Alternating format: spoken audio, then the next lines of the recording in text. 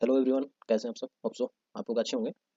तो आज मैं सोचा कि आज निफ्टी का भी थोड़ा चार्ट देख लेते हैं, आगे कल क्या होगा तो प्रेडिक्ट मतलब अपना जो भी है देख लेते हैं कि कल प्राइजेक्शन कैसा वर्क करेगा। अगर आप लोगों को पता होगा कि हम लोग लास्ट वीक में भी इसमें जो वीकली हम लोगों का व्यू होता है उसमें डिस्कस भी किया था, अगर निफ्टी फॉल होता है तो ये जो 23,900 या फिर 800 का जोन क्रूशियल होगा। तो निफ्टी आके भी उसमें होल्ड किया है, आज का अगर कैंडल देखेंगे तो पहुंच आया है उसमें।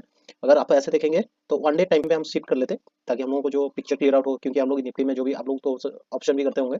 तो उसी हिसाब से मैं निफ्टी का चार्ट ओपन कर रहा हूँ 1 आवर टाइम फ्रेम में। अगर आप निफ्टी को देखेंगे तो पर्टिकुलर जो हम मैं ये जो लाइन ड्रॉ किया गया ना, आप अपना जो प्रीवियस वीडियो भी आप मैच कर सकते हैं। मैं कभी भी इसको चेंज नहीं करता हूँ। तो एक्जैक्टली हम लोगों का जो जो सपोर्ट जो ड्रॉ हुआ था उसमें निफ्टी आके होल्ड किया है। अगर फर्दर इसमें से सेल ऑफ अभी के लिए, आज तो फेड का मीटिंग है, अगर आरएसआई में देखेंगे ना, आरएसआई ऑलमोस्ट 25 में है। तो अभी फिलहाल के लिए आप लोग अगर शॉर्ट साइड पे कोई भी पोजीशन बना रहे हैं तो शॉर्ट साइड का पोजीशन अब ना बनाए तो अच्छा है, क्योंकि 1 आवर में आरएसआई तो हो सके तो एक बाउंस बैक आने का भी प्रोबेबिलिटी है। तो अभी के लिए आप लोगों का अप्रोच यही होगा ना, निफ्टी अगर ऑफ साइड भी देता है ना उसके लिए रेजिस्टेंस जो वही 200 का है, जो लास्ट ट्रेडिंग सेशन का जो लो था ना वो रेजिस्टेंस का हिसाब से ट्रेड करेगा। अगर आप डे फ्रेम में भी डे टाइम फ्रेम में भी देखेंगे तो ये जो जोन है ना, ये वाला जो तीन जो लास्ट थ्री कैंडल इसमें सपोर्ट लिया, और प्रीवियस जोन में भी देखेंगे बहुत सारे कैंडल ई जोन को ऑलमोस्ट 24,123 का जोन एक रेजिस्टेंस का हिसाब से एक्ट करना चालू करेगा। और ये टॉप तक आपका रेजिस्टेंस रहेगा। अगर ये क्लियर हो जाता है तो 200 340 के आसपास एक बार सेल ऑफ आने का प्रोबेबिलिटी है। अगर आप कोई भी अगर लॉन्ग पोजीशन का, अगर मार्केट आज तो मार्केट पूरा साइडवेज था, अगर देखेंगे तो डे हाई का जो कैंडल, डे हाई भी नहीं निकल पाया जो फर्स्ट कैंडल आया था, अगर 15 मिनट का भी देखेंगे ना ही उसको पूरा साइडवेज इसको बोल देंगे। अगर कल इसका ऊपर क्लोजिंग देता है कोई भी कैंडल 15 मिनट का, तो हम लोग एक्सपेक्ट रख सकते हैं कि क्योंकि हम लोगों का आरएसआई भी बहुत डाउन है ना, तो मार्केट एक बार कूल ऑफ होने के लिए ऑफसाइड जोन नहीं तय कर सकता है। बट ऑफसाइड में देखेंगे तो बहुत नजदीक ओवरहेड आपका सप्लाई जोन बहुत सारा है। तो आप लोग इसको इंट्राडे के लिए टारगेट आपका वही 136, जो 24,136 था, वही उसको निफ्टी का रेजिस्टेंस हिसाब से आप लोग कंसीडर कर सकते हैं। तो निफ्टी का ये हम लोगों का व्यू हो गया, और हम लोग स्टॉक का देख लेते हैं कोई ब्रेकआउट स्टॉक जो ये फॉलिंग मार्केट में भी जो स्टॉक ना होल्ड अप किया है या फिर अपना पोटेंशियल दिखा रहा है। तो आप इसको कंसीडर कर सकते हैं कि ये स्टॉक आगे चल के जब मार्केट में बाइंग आएगा तो ये स्टॉक आगे चल के अच्छा कर सकते हैं। तो फर्स्ट स्टॉक हम लोग देखते हैं, जस्ट सेकंड, जोटा हेल्थ केयर देखेंगे। अगर जोटा हेल्थ केयर को आप देखेंगे, जो निफ्टी कंटिन्यूअसली फॉल हो रहा था ना, तब इसमें अच्छा खासा वॉल्यूम भी बाइंग आ रहा था, और आज का कैंडल यही इंडिकेट कर रहा है ना, इतना बड़ा गैप डाउन होने के बाद भी 300 पॉइंट का निफ्टी गैप डाउन किया, साइडवेज हुआ। लेकिन ये जो सेक्टर है या फिर हेल्थ केयर सेक्टर में ये स्टॉक है जो कि अपना स्ट्रेंथ दिखा रहा है। ये जब ब्रेकआउट किया था ना, ये बेसिक पैटर्न का ब्रेकआउट किया था, हालांकि ये मेरा वॉच लिस्ट में ना लास्ट 3 डेज से है, बट मैं इसको बड़ा ब्रेकआउट कैंडल आया था 11% का, हो सके तो मैं डिस्कस भी किया हूँ, मुझे इतना याद नहीं है।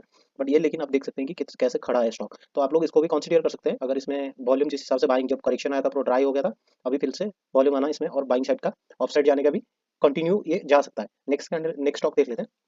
पियोनर, मैं पियोनर एम्ब्रॉयडरी, मैं इसको ना लॉन्ग टाइम फ्रेम में 1 मंथ का टाइम फ्रेम में देख रहा था। ये स्टॉक ना बहुत पहले ही, मतलब ऑलमोस्ट इसका 2007 से ये स्टॉक ना पीटा हुआ था। अभी के लिए ना ये स्टॉक एक सिमेट्रिकल ट्रायंगल, अगर 1 मंथ टाइम फ्रेम में देखेंगे, ये इन्वेस्टिंग के लिए भी आप लोग इसको कंसीडर कर सकते हैं या फिर अपने हिसाब से देख सकते हैं। बट मेरे ख्याल से ना ये ऑलमोस्ट बॉटम आउट कर दिया है। ये जो बेसिन पैटर्न बनाया था ये फेल हो गया, अपसाइड दिया गया था, फिर फेल हुआ। अभी क्या देखेंगे तो स्टॉक एक ना सिमेट्रिकल ट्रायंगल शेप में है, और अगर आप इसको अच्छे से देखेंगे ना, वॉल्यूम उसका साथ साथ बाइंग भी आ रहा है। मैं इसका फंडामेंटल उतना नहीं जानता हूँ, बट देखा नहीं हूँ। लेकिन अब प्राइस एक्शन का थ्रू देखेंगे ना, जब भी स्टॉक करेक्शन पे आ रहा है, just last time bottom out किया था, उसका बाद अगर आप देखेंगे जब भी स्टॉक करेक्शन पे आ रहा है तो उसमें बड़ा बड़ा वॉल्यूम का ड्राइनेस हो रहा है, और जो बाइंग आ रहा है तो बड़ा बड़ा कैंडल आ रहा है। और अगर ये सिमेट्रिकल ट्रायंगल ना ब्रेकआउट होता है तो ये जो लेंथ है ना ऑलमोस्ट 10 10 से आपका 90 तक ऑलमोस्ट उसका सेम टारगेट, मतलब 160 तक स्टॉक पार्टन वाइज देखा जाए तो भागने का प्रोबेबिलिटी रखता है। क्योंकि स्टॉक ना बहुत पहले से ही 2007 से ही ये हाई लगाया था 350, उसका बाद करेक्शन पे चला गया था, या फिर कुछ मैनेजमेंट का या फिर कोई भी इशू होगा, ये करेक्ट हुआ था, स्टॉक पीटा गया था।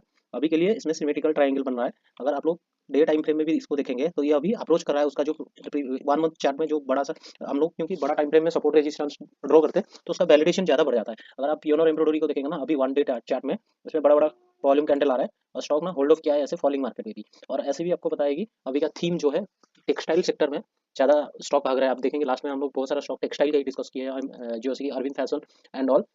तो आप इसको अपना वॉच लिस्ट में रख के इसको ट्रैक कर सकते हैं। नेक्स्ट स्टॉक देखते हैं, सॉन्फ्लैग आयरन, जो कि ये स्टॉक का चार्ट अगर हम लोग देखेंगे, ये जो हम देख रहे हैं वीकली टाइम फ्रेम में, अगर इसको हम देखेंगे ये एक डे टाइम फ्रेम में, तो ये एक ना रेक्टेंगल पैटर्न बना रहा है। अगर जस्ट एक अगर ऐसे देखें ना, ये एक रेक्टेंगल पैटर्न में कंसोलिडेशन जोन पे गया था। अभी पहले एक बार अटेम्प्ट किया था ये ब्रेकडाउन करने का, ब्रेकआउट करने का, बट ब्रेकआउट फेल हो गया था। और फेल होने के बाद स्टॉक सीधा फिर आके बॉटम आउट, मतलब अपना जो प्रीवियस सपोर्ट था उसमें हिट किया था। बट अभी के लिए मैं इसको 2 दिन पहले भी इसको वॉच लिस्ट में रख के ट्रैक कर रहा था कि क्या हुआ ना। अगर आप देख सकते हैं तो जब भी ये इस टाइम पे भी वॉल्यूम आया था, बट इसमें देखेंगे कि वॉल्यूम फिर जब स्टॉक अपना प्रीवियस सपोर्ट जोन पे था, वॉल्यूम कॉन्ट्रैक्शन आया।